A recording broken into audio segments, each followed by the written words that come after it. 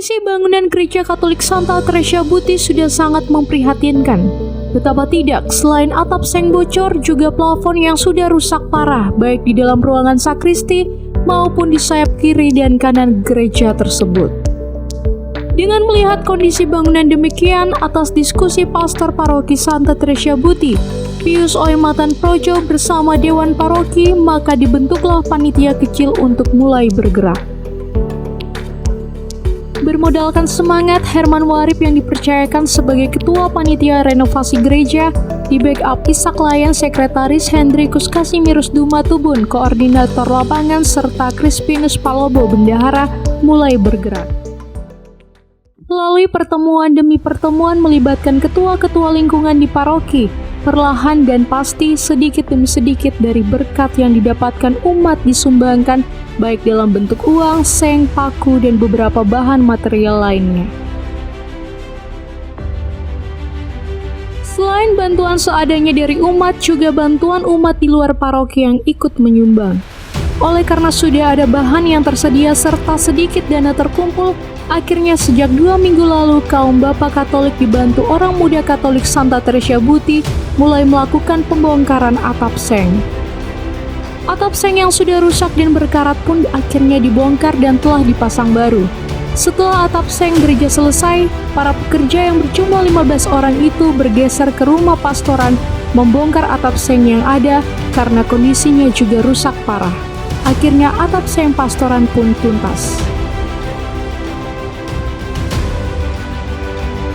Setelah atap seng gereja dan rumah pastoran selesai, panitia sedikit mengalami kesulitan dana, sehingga seng bekas gereja yang ada dengan terpaksa dijual kepada umat, sekaligus dana itu dimanfaatkan membeli material seng, paku, dan lain-lain untuk pembongkaran atap aula pertemuan di belakang gereja, sekaligus juga disulap gudang untuk menyimpan ratusan kursi plastik. Jika tak ada hambatan, hari ini atap gudang sudah dirampungkan, sehingga panitia mengatur langkah selanjutnya untuk pembongkaran plafon gereja.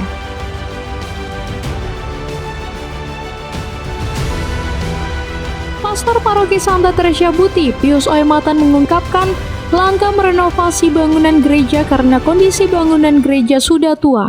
Sebenarnya situasi sudah terlalu mendesak karena kondisi gereja sudah terlalu tua. Gereja pastoran aula ini. Jadi kalau bertahan sampai gereja baru tidak memungkinkan, bahkan untuk Natal saja kalau tidak cepat direhab sekarang, pasti Natal tidak bisa layak lagi untuk dipakai karena di dalam sudah bocor beberapa titik dan plafon-plafon ada yang sudah hancur, seng juga sudah banyak yang bocor di sana sini dari gereja maupun pastoran. Karena itu untuk sementara ya kita prioritaskan perehaban sambil berjalan perlahan-lahan untuk pembangunan gereja baru.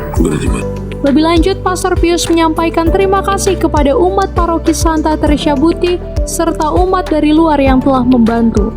Kita berdayakan umat yang ada, walaupun kita tahu bahwa pasti mereka sumber dari kekurangan mereka, tapi syukur mereka masih sadar bahwa gereja adalah milik mereka bersama, sehingga dari segala kekurangan yang ada mereka masih mau menyumbang. Ada yang berupa seng, paku 1 kilo, seng beberapa lembar, ada yang sumbang cat, ada yang uang 100.000, 200.000, syukur lumayan. Selain itu kita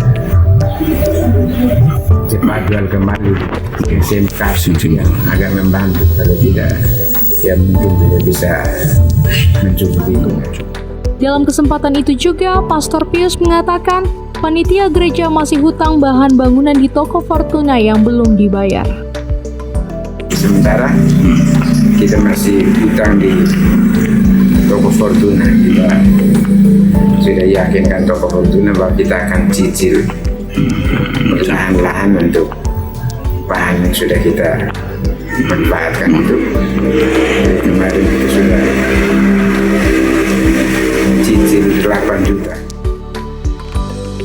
Koordinator lapangan Hendrikus Kasimirus Dumatubun mengungkapkan Bermodalkan semangat, panitia bergerak dari nol limit merenovasi bangunan gereja serta atap seng pastoran. Puji syukur pada Tuhan dan leluhur karena dorongan doa, support dari semua, terutama umat, ya mereka yang kerja ini KPK dan kolaborasi dengan PMK. Jadi memang kita targetnya adalah rehab atap gereja, kemudian rumah pastoran dan juga aula ini sebagai gedung serbaguna untuk dipakai oleh paroki dan gereja. Nah, jelas kita start dengan no limit, dan kita swadaya dari umat.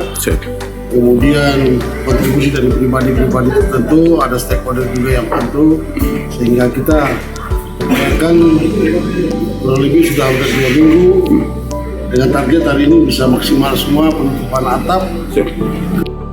Hendrikus Dumatubun juga mengakui seng bekas yang dibongkar dijual untuk bisa mendapatkan uang membeli bahan material lain agar pekerjaan renovasi gereja tak terhenti.